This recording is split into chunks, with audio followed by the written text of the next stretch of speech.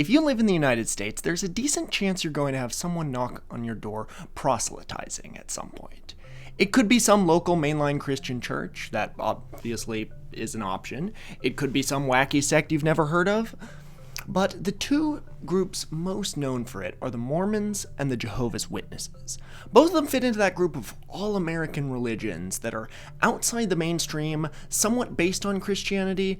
They're both restorationist in that they claim to be restoring the beliefs and practices of the true Christian church as it existed in the early days, but they have a lot of distinctive features not shared by other Christian sects, and most Christians consider them to be heretical.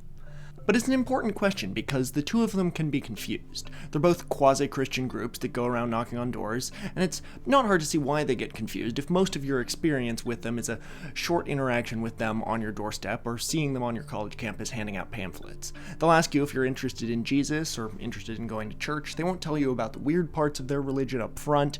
If you're wondering, the most reliable way I've found to tell them apart is that Mormon missionaries have name tags that say elder or sister on them, while Jehovah's Witnesses don't wear name tags. But there's definitely more differences than that. If the Hitchhiker's Guide to the Galaxy had an entry comparing Mormons and Jehovah's Witnesses, it would say that they are almost, but not quite, entirely unlike each other. I mean that. They're basically inversions of each other, both in history and in the doctrine.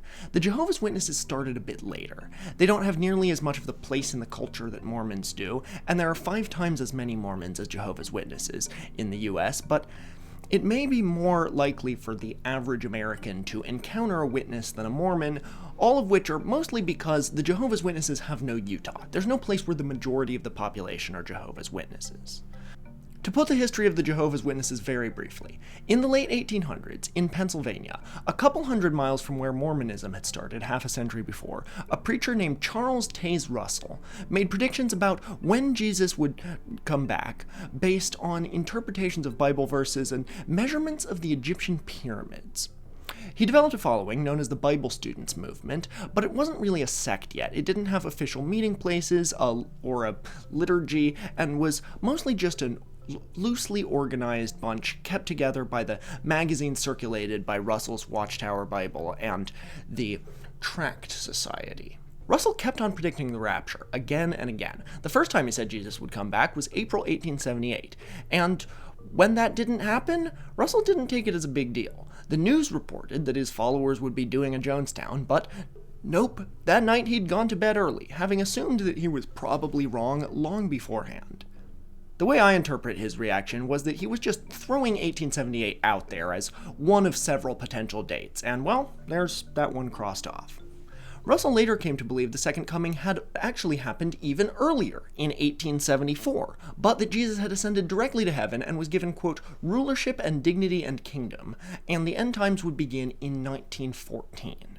Well, something big, unexpected, and apocalyptic did in fact happen in 1914, so maybe Russell was right. He began feverishly touring the country, preaching non-stop, though he was now in his 60s. The 24/7 schedule did a number on Russell's health, and he died in 1916, on a train traveling through Texas. After Russell's death, Joseph Franklin Rutherford, a lawyer and former atheist who had found Russell to be the only honest and credible religious leader he'd ever met, was the one to inherit the remaining movement. Like Brigham Young for the Mormons, Rutherford was arguably more important than the movement's founder, including actually changing the organization's name to the Jehovah's Witnesses, as well as instituting doctrines they're known for today, like a prohibition on celebrating holidays and participating in politics. So they're both 19th century Christian restoration movements from the northeastern US. They both like knocking on your door. They're both non-Trinitarian and have other idiosyncratic interpretations of Christianity, like claims of a mystical connection to ancient Egypt for both of them. Egypt was so big in the 19th century, Westerners were crazy about Egypt. But in terms of what the adherents are like, the two big made-in-USA neo-pseudo-Christian sects are like inversions of each other. Mormons have a strongly education-forward culture and unusually high college attendance rates, possibly because of their New England Puritan roots.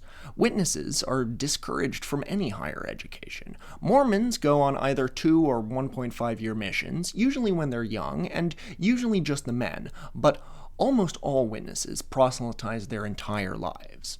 Witnesses have stronger prohibitions on participating in civic society than even Quakers. They don't serve in the military, run for office, vote, or even say the Pledge of Allegiance, while Mormons are very nationalist, very overrepresented in the US military and especially the CIA, going so far as to proxy baptize US presidents. They've got a solid presence in American politics even outside of Utah. Mitt Romney was the first national major party presidential nominee to be a Mormon, but we'll never see a presidential nominee who's a Jehovah's Witness.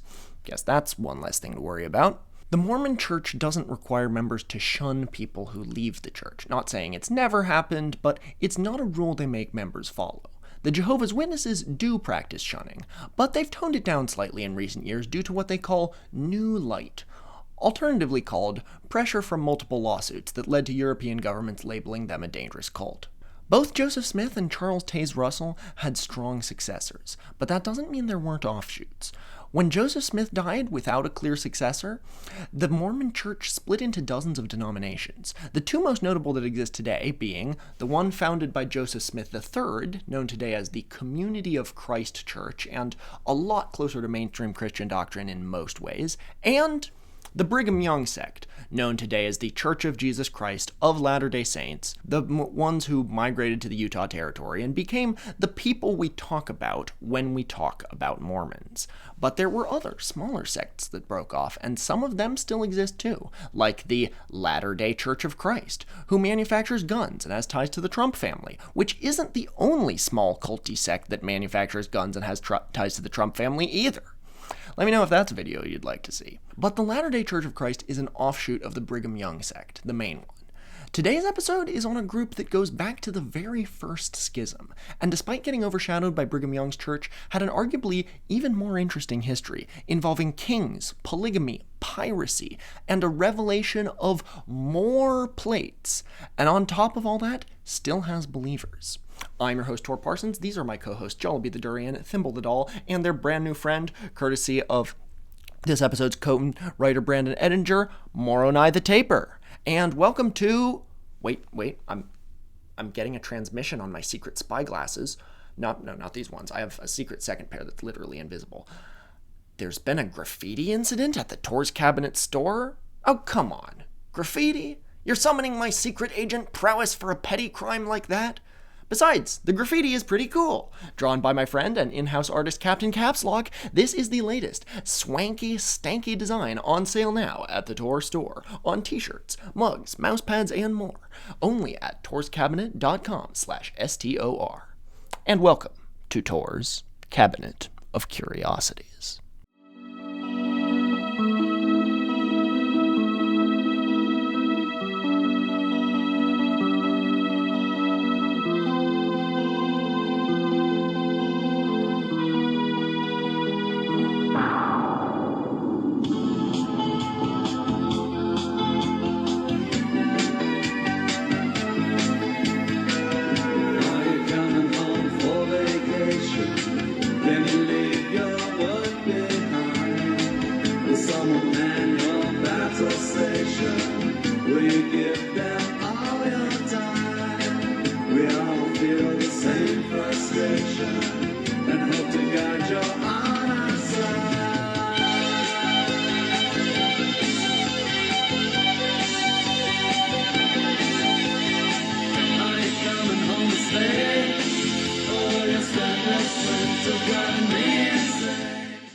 Later this year, I'm hoping to spend a few weeks in Japan, and I'm gonna bring my laptop and keep on working on Tor's Cabinet while I'm there. But some of the research tools I use are only accessible in the US. Aww. There is, however, a solution. Excellent. A virtual private network from Private Internet Access, PIA. Now I can switch to a server back home and my computer will think it's in the US&A. Society in America, we have the best society as equal for everyone. Use it to browse foreign content when you're at home too, get around paywalls, and even keep you safe from hackers and corporate surveillance. Oh my God! PIA hides your IP address and encrypts your internet connection and shields your digital life. They offer the most coverage, most security, and most cross-platform reliability of any VPN. They've got servers in 91 countries. Coincidentally, the exact same number of countries Jolibee the Durian is classified as a lethal weapon in. It's available for all platforms: Windows, Mac OS, Android, Linux, iOS, Temple OS, and many more. And you can use one subscription to protect an unlimited amount of devices at the same time.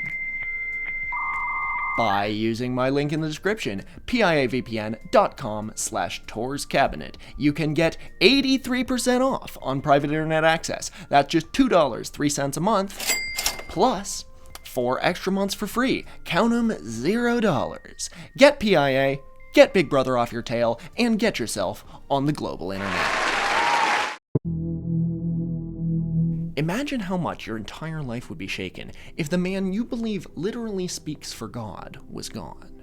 That's what happened to the Mormon residents of Nauvoo, Illinois, on June 27, 1844. The city had been founded as a Mormon refuge. Joseph Smith was literally the mayor, and by that point it was the second biggest city in Illinois.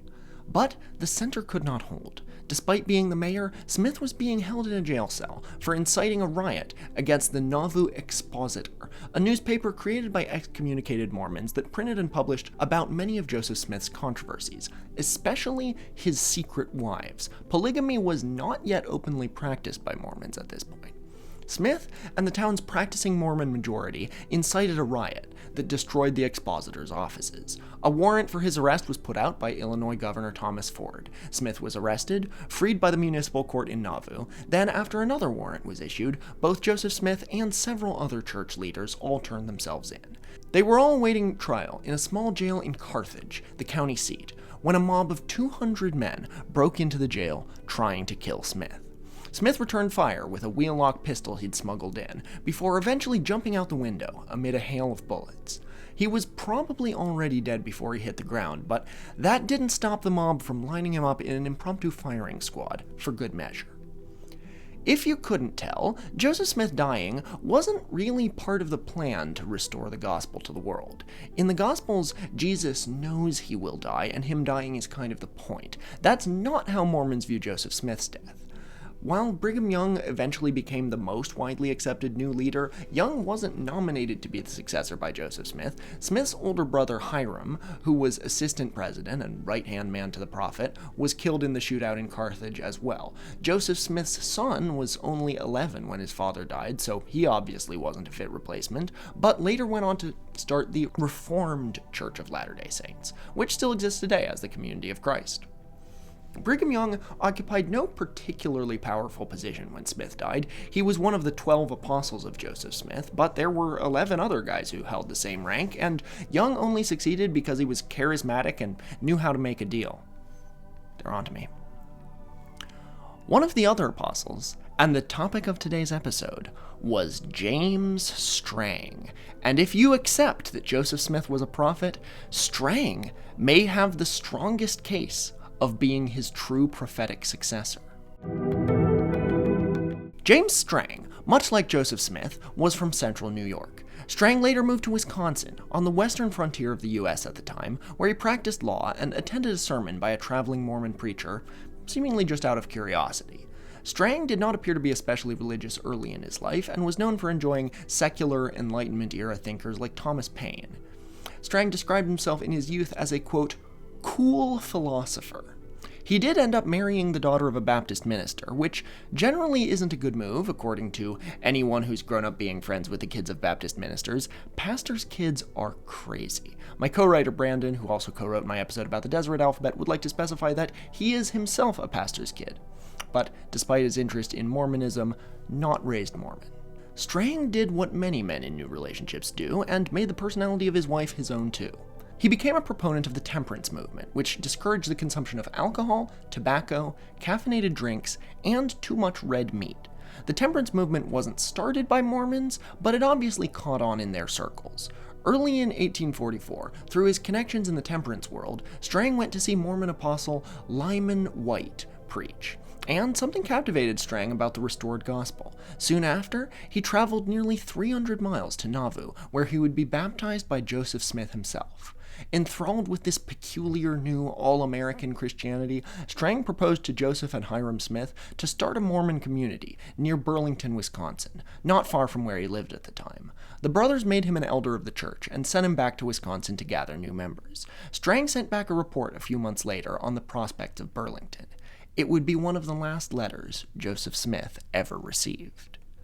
James Strang, despite being baptized only a few months before Joseph Smith's death, was very dedicated to the church. Mormons were already gaining an infamous reputation by then, so this wasn't a low-stakes move to just half-ass practice the faith. You couldn't be sort of a Mormon, the way you can't be sort of a Scientologist. His conversion had real consequences.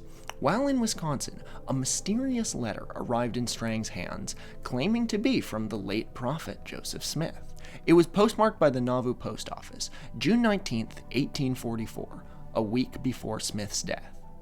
The letter became known as the Letter of Appointment, and Strang interpreted it to mean that he was Smith's chosen successor. The text mostly consists of Smith, or whoever really wrote it, giving his endorsement to Strang's plans of a Mormon settlement in Wisconsin, in ridiculously florid biblical purple prose. "And now behold, my servant James J. Strang hath come to thee from far for truth, when he knew it not, and hath not rejected it, but had faith in thee, the shepherd and stone of Israel. And to him shall the gathering of the people be, for he shall plant a stake of Zion in Wisconsin, and I will establish it, and there shall my people have peace and rest, and shall not be moved." But it also includes passages in which Smith describes a dream that seems to predict his impending death, which is not something mainstream Mormons believe he was capable of doing, even though he was a prophet. Anyone can view transcripts of this letter. It's currently in the possession of Yale University. They've uploaded pictures of the entire document online for anyone interested. Scholars all confirm that it was definitely sent from Nauvoo, but likely isn't in Smith's handwriting. That said, he did use scribes a lot, like when he wrote the Book of Mormon. I linked the letter and some things Joseph Smith definitely wrote for you to all compare and come to your own conclusions, but thousands of Mormons, including some of Smith's relatives, were convinced that Strang was the true successor just by this letter.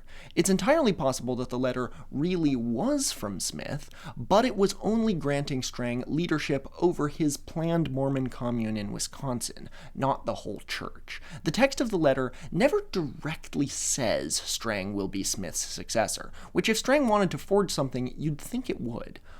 Or it's a cleverer forgery. To push the balance of the scale more towards Strang being the true successor, Strang also claimed that before he received the letter, an angel, unnamed, appeared the moment Smith died and anointed him as the next prophet. As you can imagine, these claims were not too popular with people like Brigham Young. While other prominent Mormons like Sidney Rigdon also attempted to form their own church, James Strang was the main threat to Brigham Young's power plays. Unlike Young, he had real evidence Smith intended him as a successor. When Young took his followers to Utah, it was just as much to get away from the other Mormon successor sects as it was to get all the Mormons away from the hostile U.S. government. Strang was swiftly excommunicated, albeit with a bright future in store. He and his new followers made a pilgrimage to their new home in Qwerty, Wisconsin, a settlement near Burlington that Strang had founded and named. Where he got the name from is unclear. At the time, it seemed like Strang could easily end up as the true successor, and Brigham Young would be treated by history as the leader of the weird splinter sect. Strang had some big names following him on the road to Qwerty, 3 members of the 12 apostles who had been serving as of Smith's death. William and Lucy Mack Smith, the younger brother and mother of the late prophet, were convinced by Strang's testimony and joined, while Smith's son and first wife stayed in Nauvoo. The most important figure in Mormon history convinced by Strang was Martin Harris, who was one of the scribes to help write the Book of Mormon, as Joseph Smith translated it from his seer stone in a hat. And yes, that's the Martin Harris featured in the South Park episode. Other than the letter, how was Strang so convincing? Well, in Doctrine and Covenants, another LDS text, Joseph Smith says, "But verily, verily, I say unto you, that none else shall be appointed unto this gift, except it be through him. For if it be taken from him, he shall not have power, except to appoint another in his stead." Gift meaning gift of prophecy, so being the prophet. The Strangites also believe an angel must appoint the next prophet too, and they believe Doctrine and Covenants 43:7 proves this. For verily I say unto you, that he is ordained of me shall come in at the gate, and be ordained, as I have told you before, to teach those revelations which you have received, and shall receive through him whom I have appointed. Brigham Young neither had direct appointments from Joseph Smith, nor an angelic ordination, nor did he even claim to have either of these things. If I'd been there in the thick of the Mormon succession crisis, and I was a practicing Mormon, I think I'd have weighed the evidence and gone with Strang. This is also a culture that believes angels can and do appear to important people, not just Joseph Smith, but a variety of figures across Mormon history. It's not a hard pill to swallow for the Mormons of Nauvoo. Joseph Smith was all alone, so by extent the only witness to the angel Moroni. Strang was also alone when an angel appeared to him on Joseph Smith's death. A Mormon would have to be really skeptical of Strang's apparition while accepting of Smith's, who both had the same number of witnesses. You can obviously take this in an opposite direction. Brandon knows an ex-Mormon from the mainstream Brighamite church who lost his faith upon realizing that there's just as much evidence Strang wasn't lying as there is that Joseph Smith wasn't lying. In fact, what's really interesting is that Strang might have had more evidence backing up his prophet status than Joseph Smith did. A short time after the Strangites all gathered up in Vori in 1845, numbering 12,000, almost a fifth of the total Mormon population then, Strang announced he had yet another apparition from an angel. This time, he told of another set of plates, just like the ones Joseph Smith found when he was visited by the angel Moroni. Following what the angel said, Strang brought 4 of his followers as witnesses to his testimony to a local grove of trees. According to his witnesses, in the Midwest autumn of 1845, Strang brought them to a tree and had them inspect it for any sort of disturbances in the ground, like torn up grass, leaves with the wet side up, or any signs of digging. Strang then told them to dig for the plates the angel told him about, and they dug 3 feet down, through heavily rooted dirt that looked undisturbed, and pulled out a baked clay case containing 3 new brass plates. These plates, according to Strang, were written in a lost language by an ancient Native American named, hold on to your stovepipe hats, Rajah Manchu of Vorito, and translated using the same devices that Smith used, referred to in Mormon scripture as the Urim and Thummim. Quite what the Urim and Thummim were is disputed. Was it a pair of glasses, as often portrayed in Mormon artwork, or the rock in a hat that Joseph Smith used for treasure digging before his experience in the New York woods? Was one of those the Urim and the other one the Thummim? It's not clear, but either way, the angel gave the Urim and Thummim to Strang. He translated the new plates, which told of how this Rajah Manchu's people were all slain in battle, and the Rajah was the last one recording the story of his people, and how only a true prophet of God will find this record, which isn't too dissimilar to the ending of the Book of Mormon in Moroni chapter 10. Now, the difference between the 3 brass plates Strang found and the gold plates Smith found is that the brass plates were definitely real, or real in the sense that they were shown to people, even to non-Strangites. The original gold plates, supposedly found by Joseph Smith, were conveniently buried under the hill Cumorah, where Smith had originally received his vision. The mainstream LDS Church now owns the hill Cumorah and surrounding area, and maintains the plates are still somewhere down there, but nobody has seen them since the very, very early days. And while Strang's plates were eventually lost decades later, the public was invited to see his plates. Among these people was the typewriter inventor, Christopher Latham Scholes, who would later go on to invent the Qwerty keyboard that you're using to leave hate comments with right now. If you type in Dvorak, clearly you're not watching this video because your head is too far up your ass to see anything. Scholes was not a Strangite or Mormon at all, but he was a fan of them. Like me, I guess. He called the Strangites, quote, honest and intelligent, and saw no reason to believe the plates were fake. The testimony of the men, as well as drawings of the plates, got published in the Strangites newspaper, the Vori Herald. Now let's compare. Everyone open up your Book of Mormon. See, now, there's 12 witnesses who said they saw the original gold plates.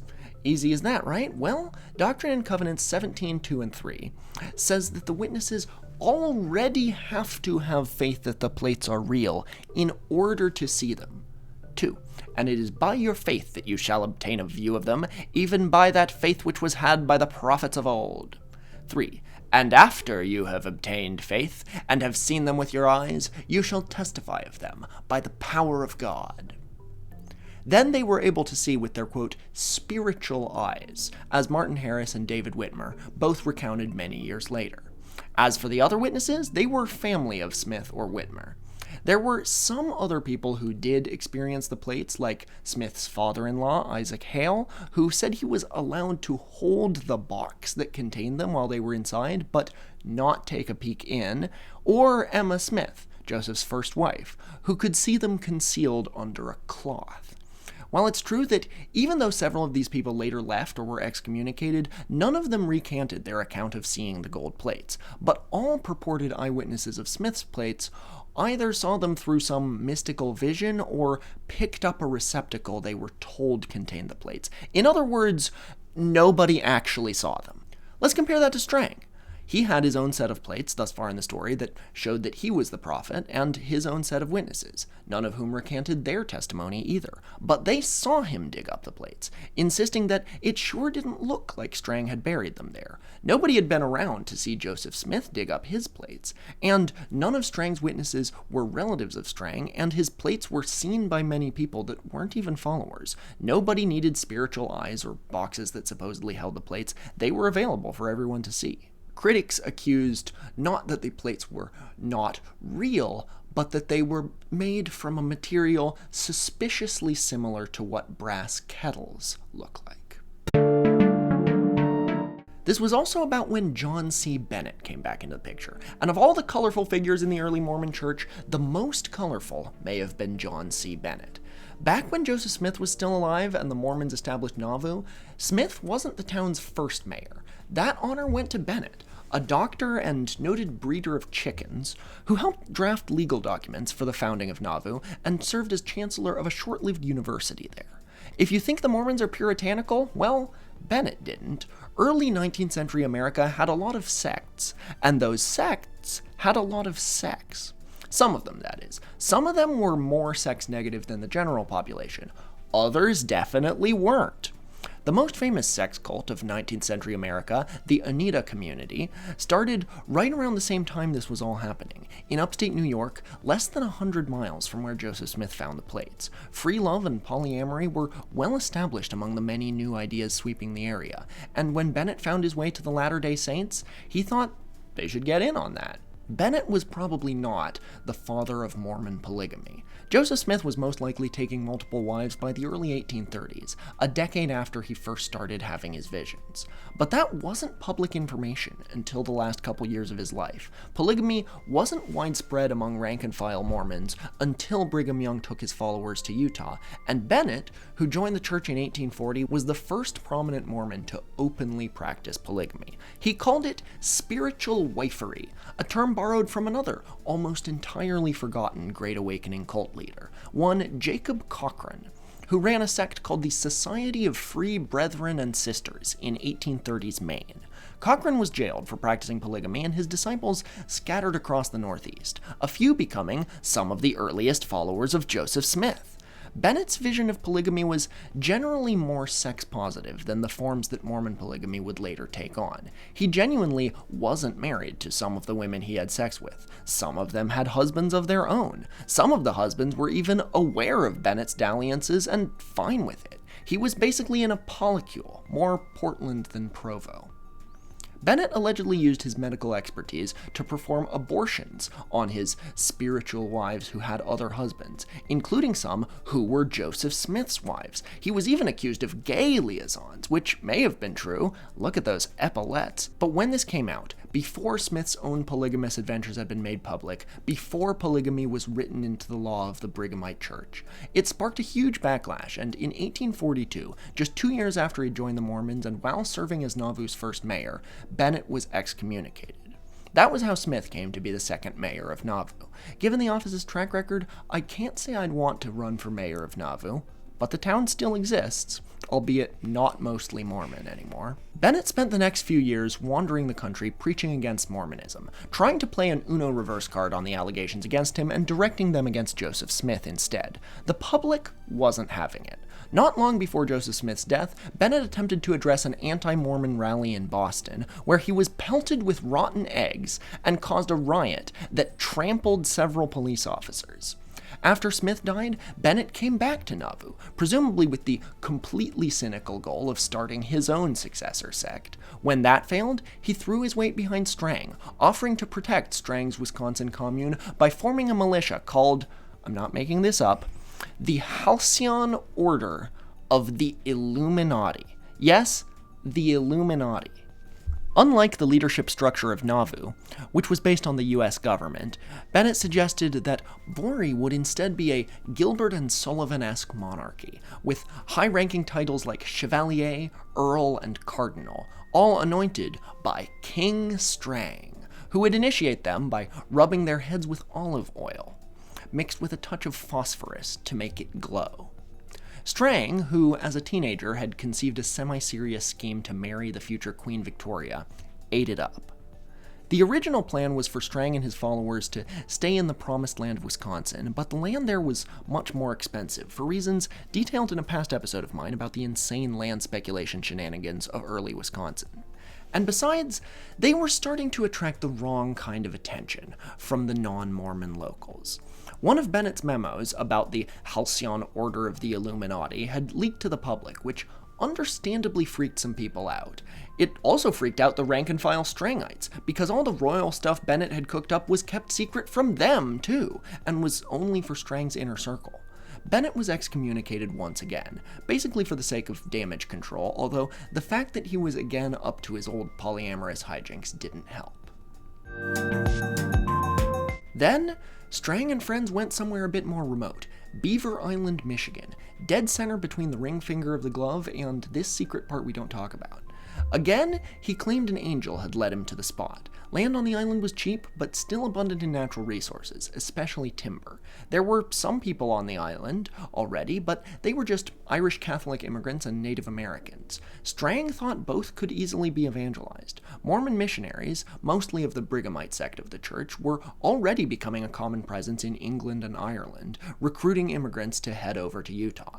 As for the Native Americans, it was pretty common for early Mormon leaders to assume it would be easy to recruit them. After all, the Book of Mormon is about them, right? That's an interesting alternate history. What if the Mormons had really gone full send on evangelizing Native Americans, and today the majority of Mormons were Native and vice versa? Don't think it could really have happened, but it's fun to speculate.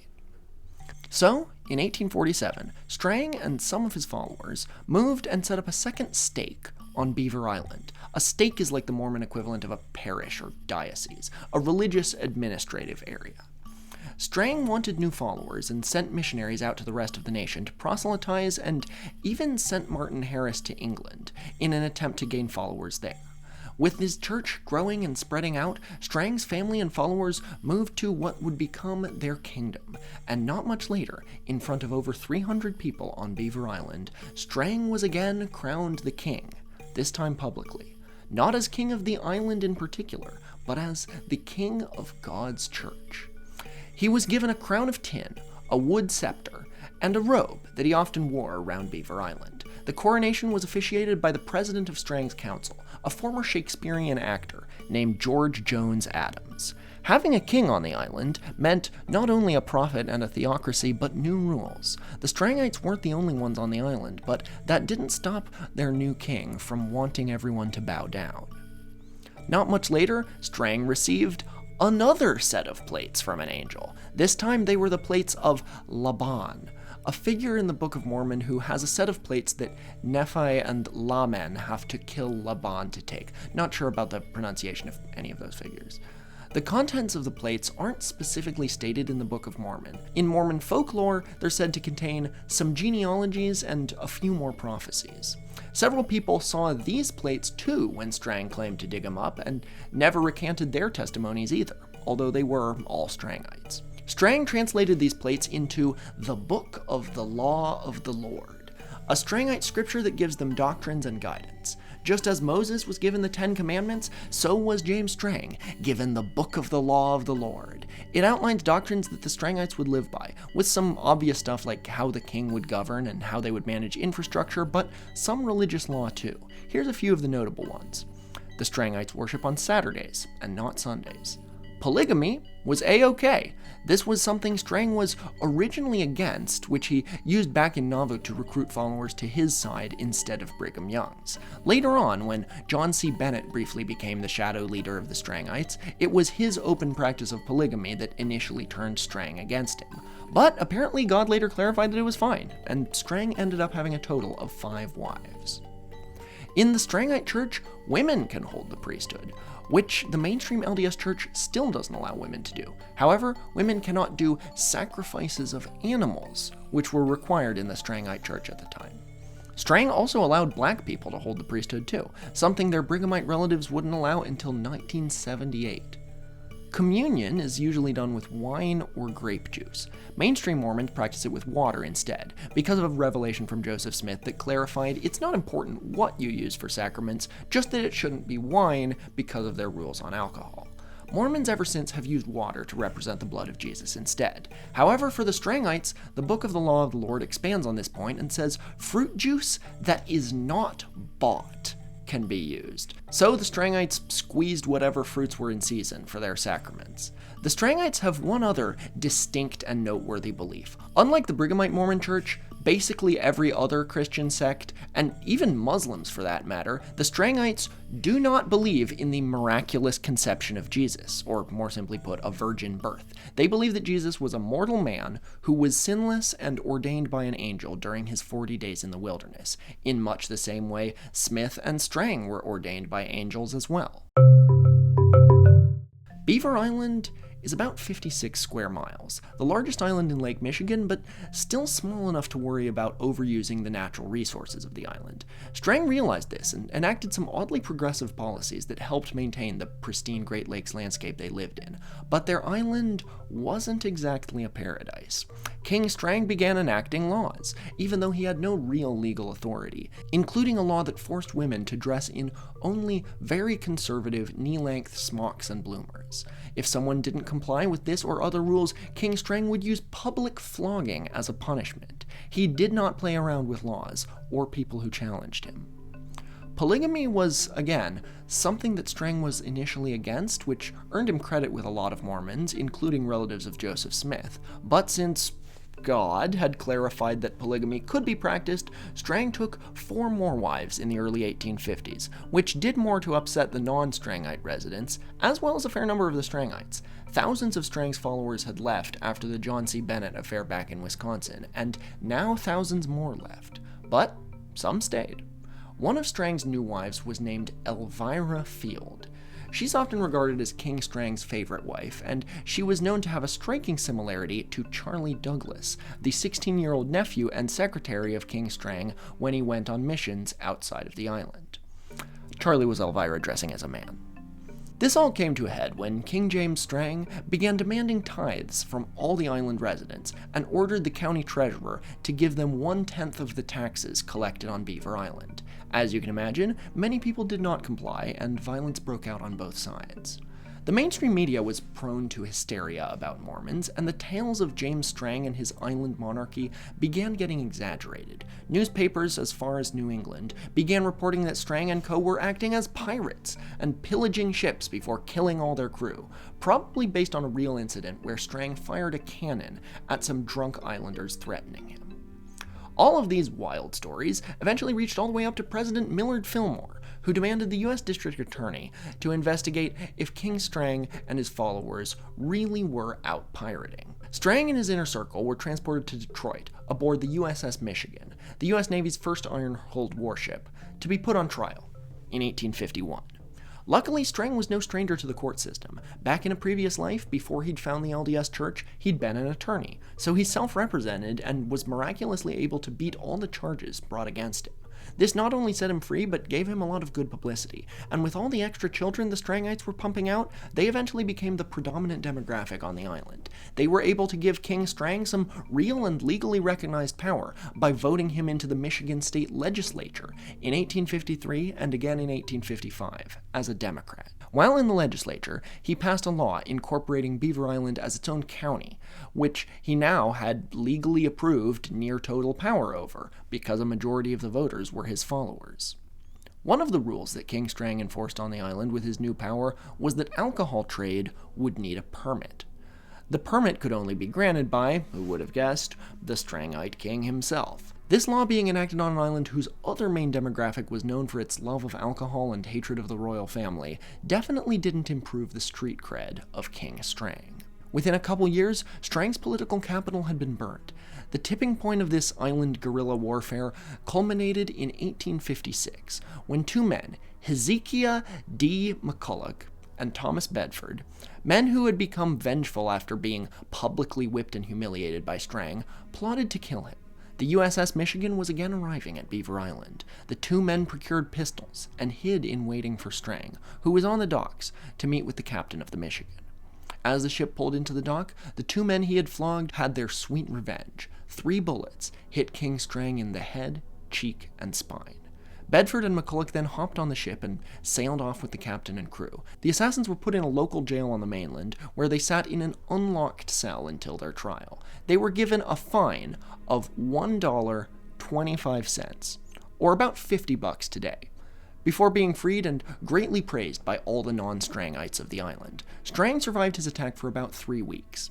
His followers brought him back to Qwerty, where he spent the remainder of his dying days. If you're thinking the US government was involved with this plot, you're not crazy. There's no direct evidence they were involved, but the kangaroo court trial where they rubber-stamped these guys' innocence, and their warm welcome on the ship that was going to visit Strang is odd. The Navy being in concert with the assassins isn't a new accusation, but I'll let you all come to your own conclusions. Even as everyone knew he was dying, Strang did not declare a successor. It's a key belief among the Strangites that the lesser cannot ordain the greater. Moroni ordained Smith, and Smith ordained Strang, so now they too were left without a prophet. And with the king dead, the rest of the islanders proved that they were not at all the good guys in this story. A mob from mainland Michigan descended on the island, welcomed by the Irish Catholic Islanders. All the remaining Strangites, about 2,600 people, were uprooted from their homes, robbed of almost all their worldly possessions, and crammed onto ships, which dropped them off stranded across the whole Great Lakes. An honest-to-God Michigan pogrom. Many of the notable converts, like Martin Harris and William Smith, went to Utah and joined Brigham Young, and many more of the remaining Strangites joined what was then called the Reformed LDS Church, the one founded by Joseph Smith III and Emma Smith, and which still exists today as a much more normal Christian denomination that doesn't even put much weight on the Book of Mormon anymore. Others went further into the ideological wilderness.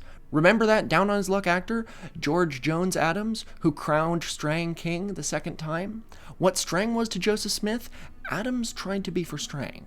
Most of the Strangites were pretty done with the whole successor claimant rigmarole by now, so he didn't get a lot of followers. But he got some.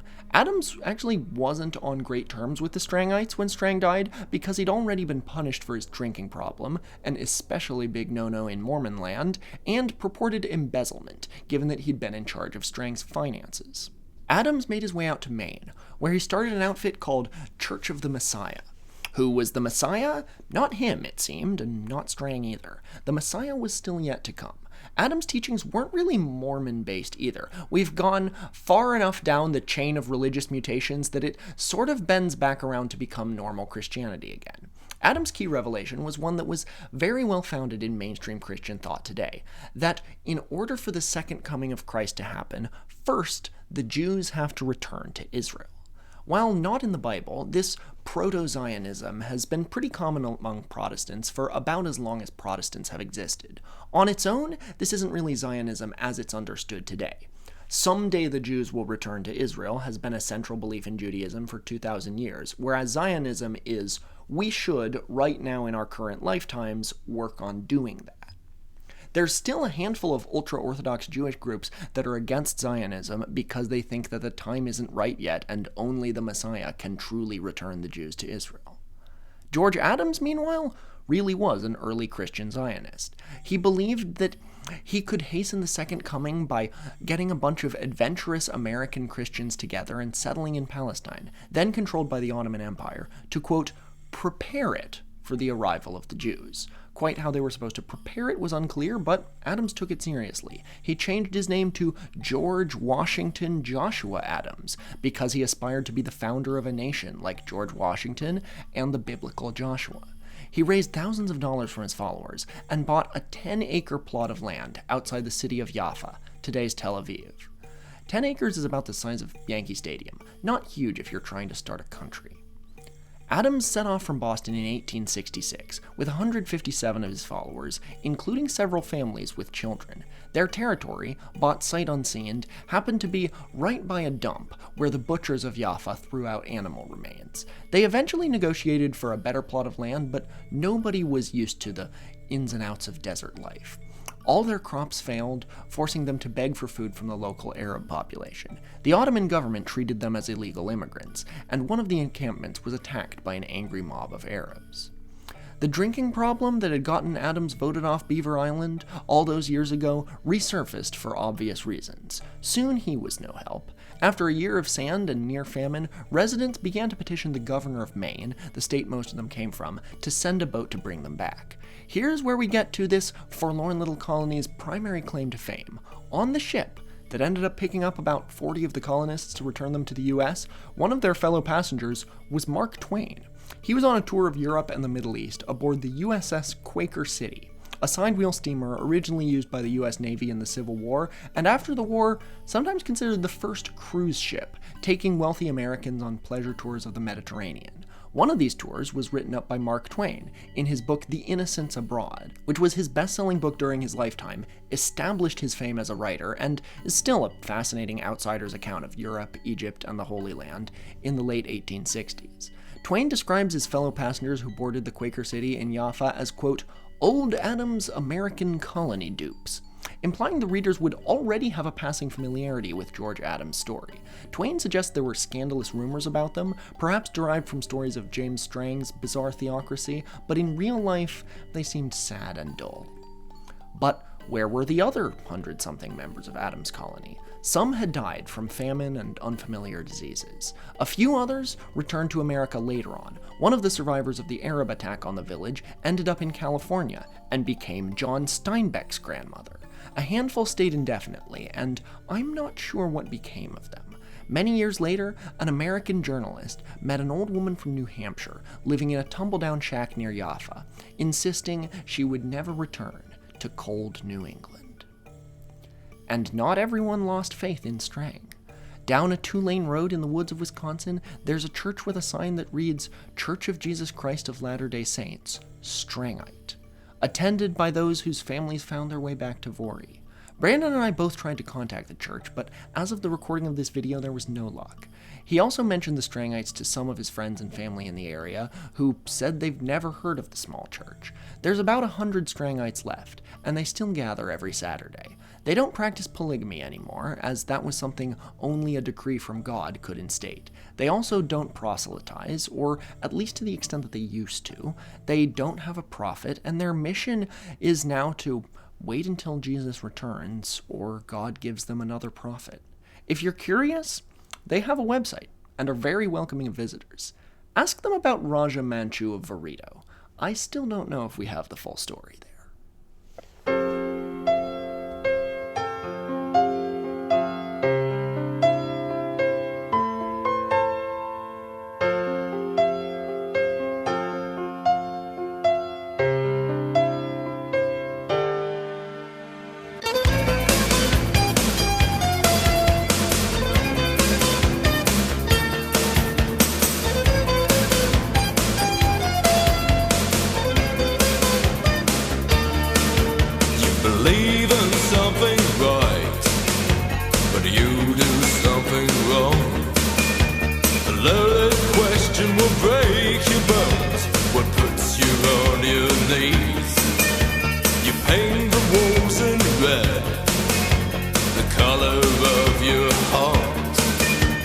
men and